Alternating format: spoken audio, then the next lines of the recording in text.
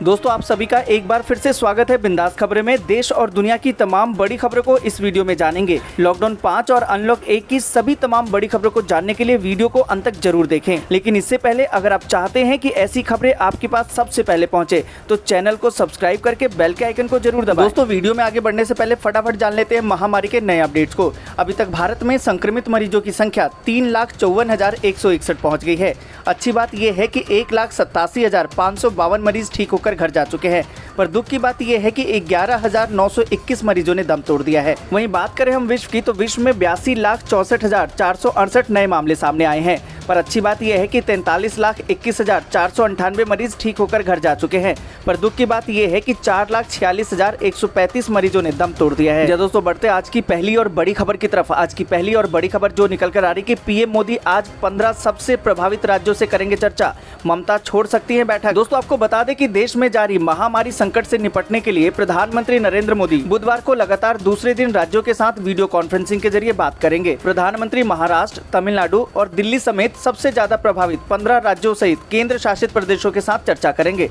आपको बता दें कि सूत्रों के अनुसार पश्चिम बंगाल की मुख्यमंत्री ममता बनर्जी खुद बैठक में शामिल होने की बजाय किसी अधिकारी को इसमें शामिल होने के लिए भेज सकती हैं। ऐसा इसलिए क्योंकि आज की चर्चा में जिन मुख्यमंत्रियों को बोलने का मौका मिलेगा उनमें ममता बनर्जी का नाम नहीं है। आपको बता दें कि पश्चिम बंगाल के शिक्षा मंत्री पार्थ चटर्जी ने कहा है कि ममता बनर्जी को बोलने का मौका न देकर केंद्र सरकार ने एक बार फिर से बंगाल के लोगों का अपमान किया है। वीडियो कॉन्फ्रेंसिंग के जरिए विचार विमर्श करना बेतुका है यदि आप मुख्यमंत्रियों को उनकी चिंता जाहिर करने की अनुमति नहीं देते हैं। दोस्तों आपको बता दें कि प्रधानमंत्री मोदी की राज्यों के साथ चर्चा में आज 6 मुख्यमंत्रियों को अपनी बात रखने का मौका दिया जा सकता है। वहीं जिन राज्यों को बोलने का मौका नहीं मिलेगा वे लिखित रूप में अपनी बात देंगे। बैठक में अनलॉक 1 का असर और राज्यों पर फीडबैक का असर लिया जाएगा। आगे की रणनीति पर चर्चा की जाएगी। दोस्तों आगे बढ़ने से पहले वीडियो को लाइक और शेयर जरूर कर दें। अगर अभी तक आपने चैनल को सब्सक्राइब नहीं किया है तो सब्सक्राइब करें, बेल के आइकन को दबाएं, ऑल नोटिफिकेशन को जरूर ऑन करें। और इसी के साथ बढ़ते हैं अगली बड़ी खबर की तरफ। अगली बड़ी खबर जो निकल कर आ रही है कि पीएम मोदी ने महामारी को लेकर पंजाब मॉडल को सराहा, सभी राज्यों को दी अपनाने की सलाह। ये दोस्तों आपको बता दें कि महामारी से निपटने के लिए पंजाब द्वारा अपनाई सूक्ष्म स्तर पर कंट्रोल विधि और घर घर सर्वेक्षण की नीति को सराहना करते हुए प्रधानमंत्री नरेंद्र मोदी ने सभी राज्यों को पंजाब का मॉडल अपनाने के लिए कहा, जिस कारण पंजाब को बड़ी सफलता हासिल हुई है। प्रधानमंत्री ने यह बात तब कही जब मुख्यमंत्री कैप्टन अमरिंदर सिंह ने महामारी से निपटने के लिए राज्य का मॉडल बताते हुए सभी राज्यों को अपनाने का सुझाव दिया, जिससे कि महामारी का मुकाबला प्रभावशाली तरीके से किया जा सके। महामारी की स्थिति और रोकथाम के लिए अपनाई जा रही नीति की समीक्षा के लिए वीडियो कॉन्फ्रेंसिंग मीटिंग के पहले पंजाब समेत अन्य राज्यों के मुख्यमंत्रियों के साथ प्रधानमंत्री मीटिंग कर रहे थे। कैप्टन अमरिंदर सिंह ने प्रधानमंत्री को एक ग्रुप बनाने का सुझाव दिया जिसमें कुछ मुख्यमंत्री शामिल किए जाएं, जो देश भर में अर्थव्यवस्था और सरकारों पर महामारी के विनाशकारी प्रभावों संबंधी विचार विमर्श करते हुए केंद्र और राज्यों के बीच में तालमेल स्थापित करें। उन्होंने केंद्र और राज्य सरकारों के आपसी सहयोग के साथ काम करने की जरूरत पर जोर दिया। दोस्तों बढ़ते हैं अगली बड़ी खबर की तरफ। अगली बड़ी खबर जो निकल कर आ रही कि इस महीने जारी होगी किसान सम्मान निधि की 6ठी किस्त, ऐसे जाने रजिस्ट्रेशन स्टेटस। दोस्तों आपको बता दें कि महामारी के चलते हुए लॉकडाउन की वजह से पीएम किसान सम्मान निधि योजना किसानों के लिए काफी राहत लेकर आई है। इस योजना की मदद से किसानों को मुश्किल समय में सरकार की तरफ से आर्थिक मदद मिली है। अभी तक कुल 9.85 करोड़ किसान इस योजना का फायदा उठा चुके हैं। अब इस योजना की 6ठी किस्त को 1 अगस्त से किसानों के बैंक खातों में डाला जाएगा। दोस्तों आपको बता दें कि केंद्र सरकार ने किसानों को मैसेज भेजना शुरू कर दिया है। इस मैसेज में कहा गया है कि अगर आप इस योजना में रजिस्टर हैं लेकिन पैसा नहीं मिला है तो परेशान होने की जरूरत नहीं है। आप इस योजना के बारे में सारी जानकारी एक कॉल के जरिए ले सकते हैं। इसके लिए किसानों को एक हेल्पलाइन नंबर भी दी गई है। हेल्पलाइन नंबर पर किसानों को सारी जानकारी मिल जाएगी। दोस्तों आपको बता दें कि किसान हेल्पलाइन नंबर है 011-24300-606 या 011-233-81092। आप इन नंबरों पर कॉल करके अपनी सारी जानकारी ले सकते हैं। दोस्तों आपको बता दें कि इस स्कीम के जरिए सरकार की तरफ से 3 किस्तों में 6,000 रुपए साल भर में मिलते हैं। यह पैसा सीधे किसानों के बैंक खातों में जाता है। हालांकि इस योजना में केवल छोटे किसानों को शामिल किया गया है। दोस्तों बढ़ते अगली बड़ी खबर की तरफ। अगली बड़ी खबर जो निकल कर आ रही कि CISCE ने कहा कि पेंडिंग एग्जाम को छोड़ सकते हैं स्टूडेंट, प्री बोर्ड के आधार पर जारी होगा रिजल्ट। दोस्तों आपको बता दें कि महामारी के के बढ़ रहे मामलों के बीच देश भर में होने वाली बोर्ड की परीक्षाओं को लेकर चल रही चर्चाओं के बीच counselling for the Indian School Certificate Examination यानी कि CISCE ने 10वीं और 12वीं स्टूडेंट्स के लिए बड़ी घोषणा की है। काउंसिल के चीफ एग्जीक्यूटिव ने आधिकारिक वेबसाइट पर नोटिफिकेशन जारी करते हुए कहा कि 10वीं और 12वीं कक्षा के स्टूडेंट अगर चाहें तो परीक्षा छोड़ सकते हैं। दोस्तों आपको बता दें कि परीक्षा न देने के ऑप्शन चुनने वाले स्टूडेंट का रिजल्ट प्री बोर्ड एग्जाम के परफॉर्मेंस या इंटरनल असेसमेंट के आधार पर जारी किया जाएगा, लेकिन स्टूडेंट को 22 जून तक अपने स्कूलों में दोनों में से किसी एक ऑप्शन के बारे में सूचित करना होगा। ICSE ने कहा कि स्टूडेंट को 2 ऑप्शन दिए जाएंगे, जिसमें या तो दोबारा आयोजित हो रही परीक्षाओं में शामिल होना होगा या फिर अपने रिजल्ट को प्री बोर्ड या इंटरनल असेसमेंट के आधार पर जारी होने के लिए ऑप्शन को चुनना होगा। इसी के साथ ये ऑप्शन सिर्फ पेंडिंग एग्जाम के लिए उपलब्ध होंगे। जिन विषयों के पेपर हो चुके हैं उनके रिजल्ट उसी पेपर के परफॉर्मेंस के हिसाब से जारी किया जाएगा। दोस्तों बढ़ते हैं अगली बड़ी खबर की तरफ। अगली बड़ी खबर जो निकल कर आ रही है कि सावधान, आपका सैनिटाइजर हो सकता है जहरीला। पहली बार CBI ने जारी किया है अलर्ट। दोस्तों आपको बता दें कि महामारी से बचाव के लिए ज्यादातर डॉक्टर हैंड सैनिटाइजर इस्तेमाल करने की सलाह दे रहे हैं, लेकिन यही करने वाला सैनिटाइजर आपके बचाव की जगह खतरनाक साबित हो सकता है। सेंट्रल ब्यूरो ऑफ इन्वेस्टिगेशन यानी कि CBI ने पहली बार अलर्ट जारी करके कहा है कि देश में ऐसे सैनिटाइजर भी बिक रहे हैं जो खतरनाक विषैले हैं। इससे लोगों की जान को खतरा हो सकता है। दोस्तों आपको बता दें कि CBI ने इंटरपोल से मिली जानकारी के आधार पर देश भर में पुलिस और कानून लागू करने वाली एजेंसी को सतर्क किया है कि कई गिरोह काफी विषैले मेथनॉल के प्रयोग से बने हैंड सैनिटाइजर बेच रहे हैं और एक अन्य तरह के गिरोह पर भी काम कर रहे हैं जो खुद को PPE और मेडिकल आपूर्तिकर्ता बताता है। यह जानकारी सोमवार को अधिकारियों ने दी है। दोस्तों बढ़ते हैं अगली बड़ी खबर की तरफ। अगली बड़ी खबर जो निकल कर आ रही है कि मिल गई है महामारी की दवा, डेक्सामेथासोन से ठीक हो रहे हैं महामारी के मरीज। दोस्तों आपको बता दें कि महामारी की दवा की खोज में वैज्ञानिकों को बड़ी कामयाबी हासिल हुई है। इंग्लैंड के वैज्ञानिकों का दावा है कि ऐसे प्रमाण मिले हैं कि डेक्सामेथासोन नाम की दवा के इस्तेमाल से महामारी के मरीज ठीक हो रहे हैं। एक रिसर्च में कहा गया है कि डेक्सामेथासोन नाम की दवाई से गंभीर मरीजों की मृत्यु दर 1/3 तक घट गई है।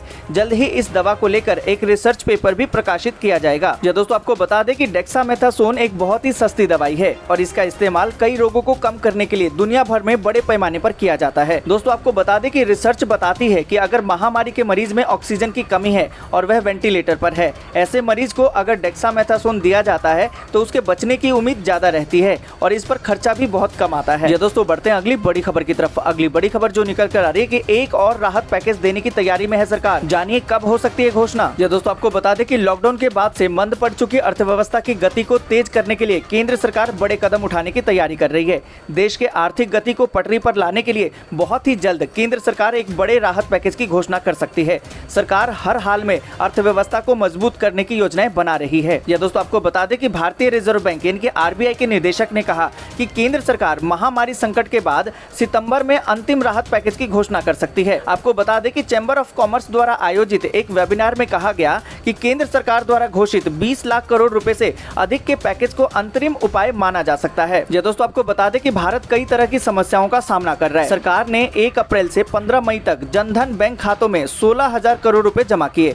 उन्होंने कहा कि आश्चर्य की बात यह है कि उन खातों से बहुत ही कम धन निकाला गया। इससे पता चलता है कि संकट का स्तर उतना अधिक नहीं है। दोस्तों बढ़ते हैं अगली बड़ी खबर की तरफ। अगली बड़ी खबर जो निकल कर आ रही है कि ये 3 चीजें रहेंगी साथ तो आपके पास भी नहीं फटकेगा महामारी का संक्रमण। दोस्तों आपको बता दें कि महामारी के कारण पूरी दुनिया में कोहराम मचा हुआ है। इसके मरीजों की संख्या बढ़कर 80 लाख को पार कर गई है। भारत में ये संख्या बढ़कर 3,54,000 को पार कर गई है और करीबन 11,000 से ज्यादा लोगों ने दम तोड़ दिया है। रोजाना हजारों नए केस सामने आ रहे हैं। बहरहाल सेंटर फॉर डिजीज कंट्रोल और प्रिवेंशन ने कुछ नई गाइडलाइन जारी की है जिससे कि महामारी से बचा जा सकता है। उसका कहना है कि हर किसी को हैंड सैनिटाइजर, फेस मास्क और टिश्यू हमेशा साथ रखना चाहिए। इससे महामारी संक्रमण का खतरा काफी घट जाता है। दोस्तों आपको बता दें कि खाना बनाते समय भी सावधानियां बरतें।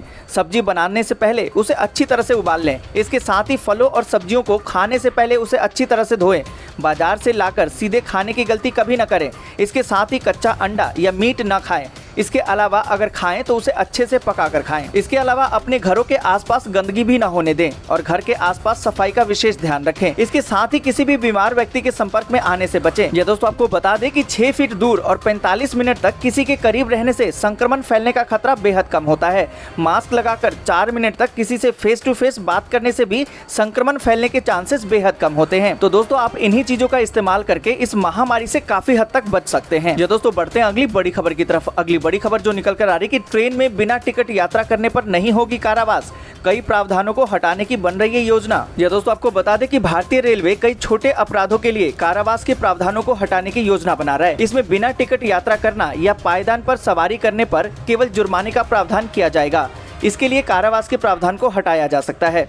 आपको बता दें कि अदालतों पर मामलों का बोझ कम करने के लिए केंद्र सरकार कई सारे भारतीय कानूनों और प्रावधानों को हटाने पर विचार कर रही है। इसमें रेलवे अधिनियम 1989 के अंतर्गत एक अवैध गतिविधि के रूप में भीख मांगने जैसे अपराधों को हटाना भी शामिल किया गया है। ये दोस्तों बढ़ते हैं अगली बड़ी खबर की तरफ। अगली बड़ी खबर जो निकल कर आ रही है कि दिल्ली में रेलवे के अस्पतालों में शुरू हुई महामारी की टेस्टिंग, महामारी से मुकाबला होगा आसान। ये दोस्तों आपको बता दें कि दिल्ली में लगातार बढ़ते महामारी के संक्रमण के चलते सरकार ने टेस्टिंग को बढ़ाने का ऐलान किया है। इसी बीच उत्तर रेलवे के सेंट्रल हॉस्पिटल में भी महामारी की टेस्टिंग की सुविधा शुरू कर दी गई है। आपको बता दें कि ICMR और दिल्ली सरकार की ओर से महामारी संक्रमित मरीजों के सैंपल टेस्ट करने की अनुमति दे दी गई है।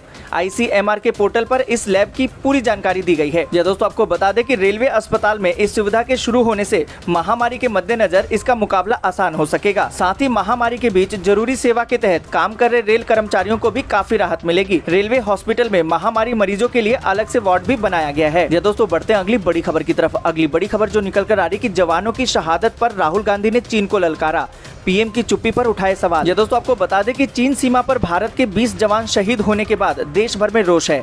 भारत और चीन के बीच लद्दाख में लगातार बढ़ते तनाव को लेकर कांग्रेस नेता राहुल गांधी ने प्रधानमंत्री नरेंद्र मोदी पर निशाना साधा है। राहुल गांधी ने ट्वीट करके लिखा कि बस अब बहुत हुआ, हमें सच जानना है कि आखिर क्या हुआ है, प्रधानमंत्री नरेंद्र मोदी आखिर चुप क्यों हैं? यह दोस्तों आपको बता दें कि कांग्रेस नेता राहुल गांधी ने अपने ट्वीट में लिखा है कि आखिर चीन ने हमारे सैनिकों को मार कैसे दिया, उनकी हिम्मत कैसे हुई कि चीन ने हमारी जमीन को हड़प लिया। यह दोस्तों बढ़ते हैं अगली बड़ी खबर की तरफ। अगली बड़ी खबर जो निकल कर आ रही कि सोनिया गांधी ने कहा कि देश की सुरक्षा और अखंडता के लिए हम साथ खड़े हैं। यह दोस्तों आपको बता दें कि कांग्रेस अध्यक्ष सोनिया गांधी ने लद्दाख की गलवान घाटी में चीनी सैनिकों के साथ झड़प में 20 भारतीय जवानों की शहादत पर दुख जताते हुए मंगलवार को कहा, देश की सुरक्षा और क्षेत्रीय अखंडता की रक्षा के लिए हम सब साथ खड़े हैं। यह दोस्तों आपको बता दें कि उन्होंने एक बयान में कहा कि लद्दाख की गलवान घाटी में हमारी सेना के अधिकारी और जवानों की शहादत पर बहुत दुख और गहरी पीड़ा हुई है। उनके अदम्य साहस और सर्वोच्च बलिदान को नमन है। उनके परिवारों के प्रति मेरी गहरी संवेदना है। दोस्तों अब जान लेते हैं मौसम का हाल। मध्य प्रदेश में मानसून की एंट्री, 17 जिलों में भारी बारिश की चेतावनी। यह दोस्तों आपको बता दें कि मध्य प्रदेश में मानसून की एंट्री हो चुकी है। झमाझम हो रही बारिश से प्रदेश वासियों को गर्मी से राहत मिली है। सोमवार मंगलवार को प्रदेश के विभिन्न हिस्सों में तेज हवाओं के साथ बारिश हुई। मानसून सबसे पहले बैतूल, होशंगाबाद, इंदौर, जबलपुर समेत 6 जिलों में पहुंचा है। इसका असर पूरे मध्य प्रदेश में देखने को मिला है। मौसम विभाग ने अगले 24 घंटों में 17 जिलों में भारी बारिश की चेतावनी दी है और येलो अलर्ट जारी कर दिया है। आगामी 48 घंटे के दौरान मानसून के पूर्वी मध्य प्रदेश की तरफ बढ़ने की पूरी संभावना है। दोस्तों आज के लिए बस इतना ही। वीडियो को लाइक और शेयर जरूर कर दें। अगर अभी तक आपने चैनल को सब्सक्राइब नहीं किया है तो सब्सक्राइब करें, बेल के आइकन को दबाएं, ऑल नोटिफिकेशन को जरूर ऑन करें।